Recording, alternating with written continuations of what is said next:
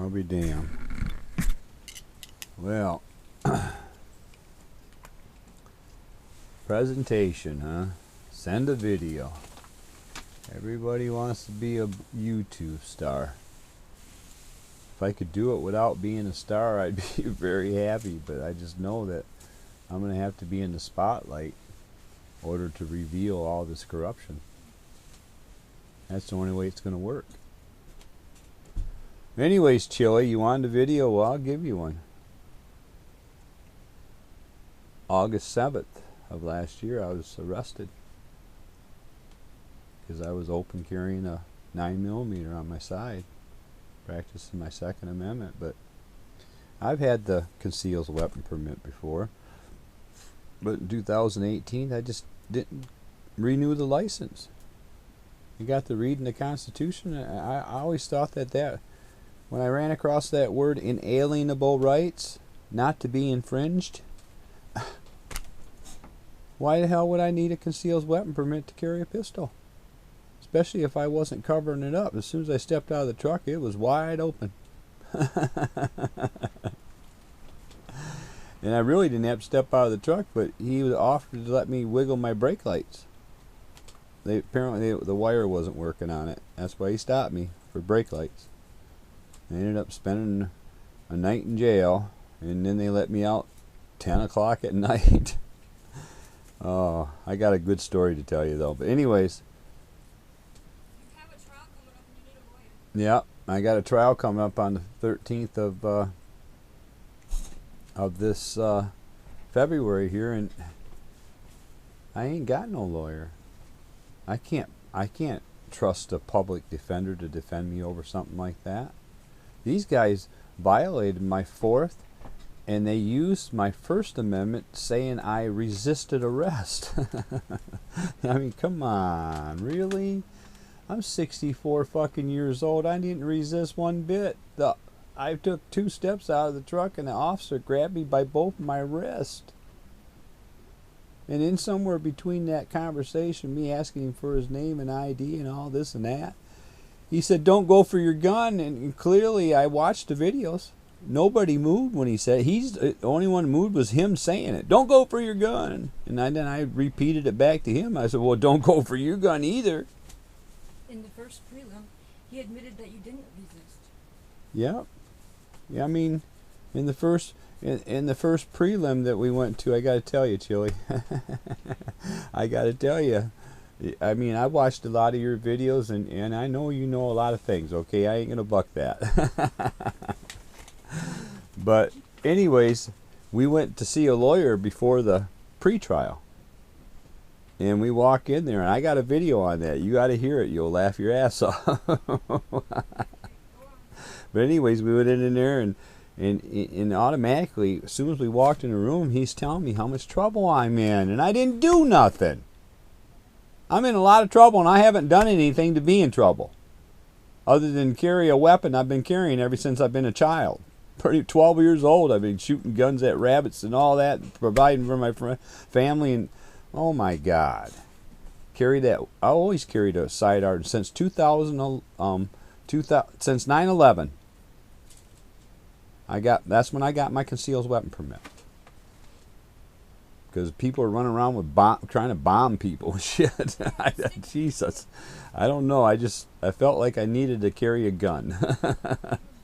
Never felt like that in my whole life until 9/11. But anyway, that's a different story. I'm getting off. I got this attention deficit. And I have to laugh to keep my mind rolling. That's if I get mad, I get really off then. But anyways, so I get arrested and I go in this jailhouse. This is really what I really want you to understand.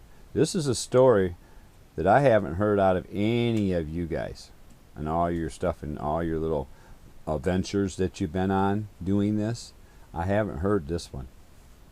I spent a night in jail. 2 nights. That first night I spent 2 nights? Oh, no. I just spent a night and then let me out the next night about 10 o'clock when they knew I didn't have a ride out there. But thank God it wasn't that cold. But anyways, while I was in there, about, I don't know, I went in around 2 in the afternoon, and while I was in there, about 4 or 5 hours later, probably about 10 or 11 o'clock, something like that at night, they bring this guy down from upstairs in the full jumpsuit and everything, down into our holding cell. And mind you, we're in a holding cell with 13 people. You can't even walk anywhere without stepping on a mat.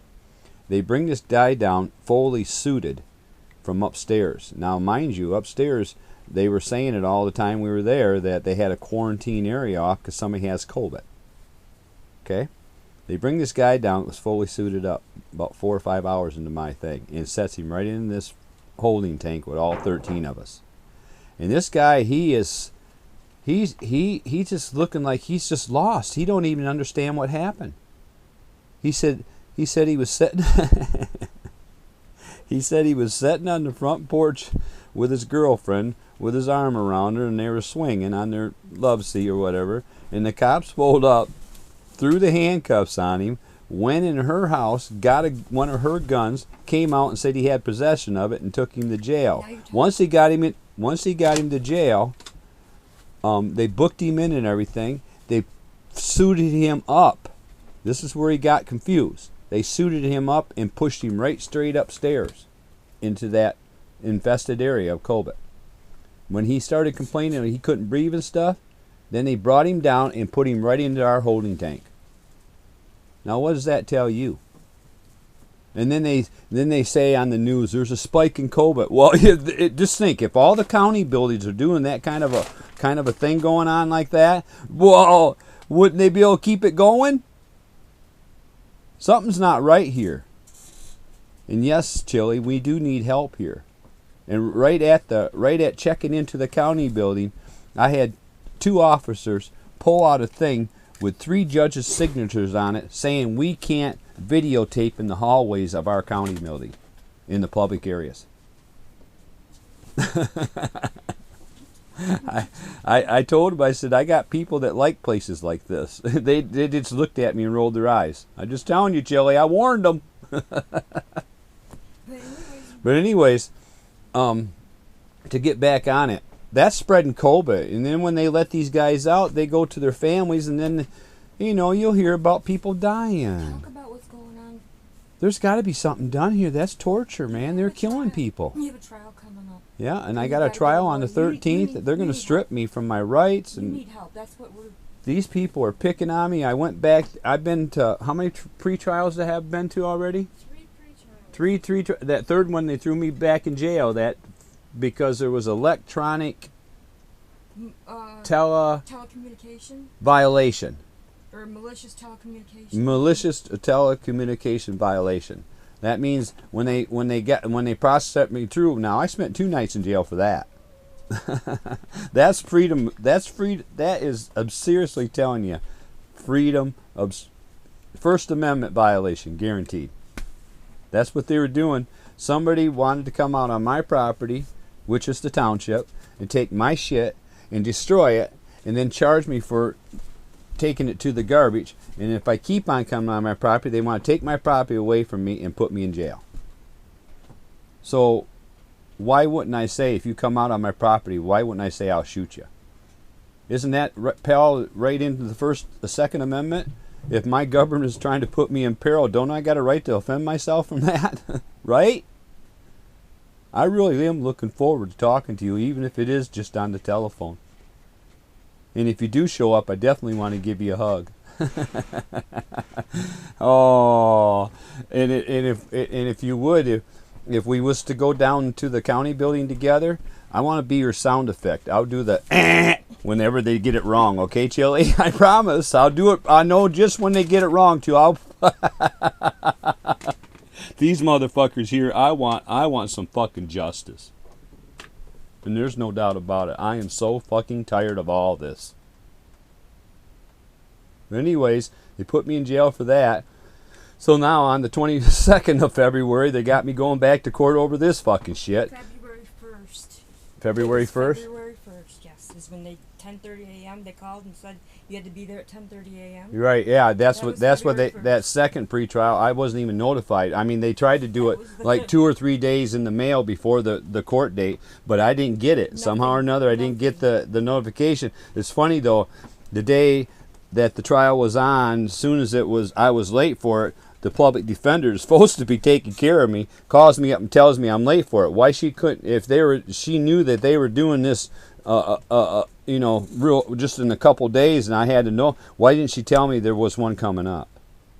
I don't get all this, but I know that I ended up being about an hour late, and then all they did is bring me in the courtroom and tell me if I keep on taking the weapons charge, keep on taking it forward to court and all that, and they're worried about it because they got a lot of video to run through in the courtroom. I was violated on that thing. I know that. I know if you just let the video rolls, that they ain't no jury's going to say I was guilty of resisting arrest, and certainly my First Amendment ought to be. I mean, my Second Amendment ought to be just honored there. You'll get my fucking gun back and leave me the fuck alone. I ought to be able to sue them for what they've done. Cost me a lot of money that I don't have. But anyways, I guess 231-638-2131. Ricky Lee Hobby. I would be more than glad to talk to you. I got case files. I got to tell you on that prelim, I fired that. I was telling you about the lawyer we went and heard. I fired him. And then when I was sitting out the hallway just before the prelim, there was one walking back and forth, a district attorney. And he looked at me and says, "You Ricky Hobby?" And I said, "Yeah." And he goes, "I did this right in the hallway." He goes, "Well, I'm going to be your attorney today." I looked at him. I said, "I've already fired one a week ago." I said, "You're fired too." I said, "Don't even get close to me in there." Because I had Annie with power of attorney. My little Annie had it. Tell him She, Annabelle. Annabelle. Annabelle had. But I go by Annie. She goes by Annie. It's Annabelle, but anyways, Annabelle, she had this thing all written up that whatever that police officer let out the police report, like don't go for your gun and Escalating everything. yeah, trying to escalate. Like if I tell you my badge number and Knocking you, belittling. and my name, will you let me handcuff you? He actually said that, Chili. If I tell you my badge number and my name, will you let me handcuff you? I said, well, if you'd have said your badge number and name while you walked up, I would have turned around as soon as you said you wanted to. But you didn't come up to me professionally. And I said, is that camera on? I also asked him that, too. I'd like to know who's going to violate my rights. That's exactly what I said to him, Chili.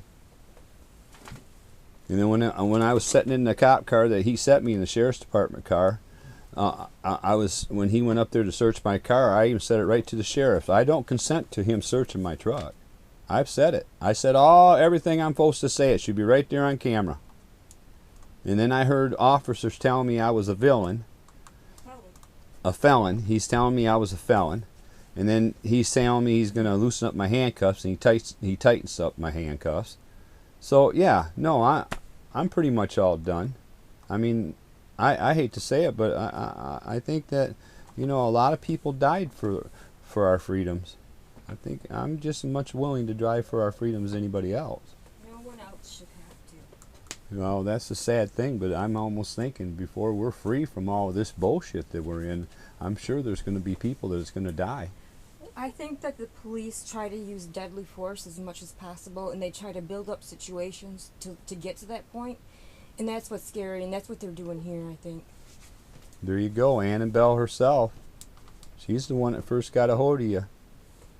Give us a call, Chili.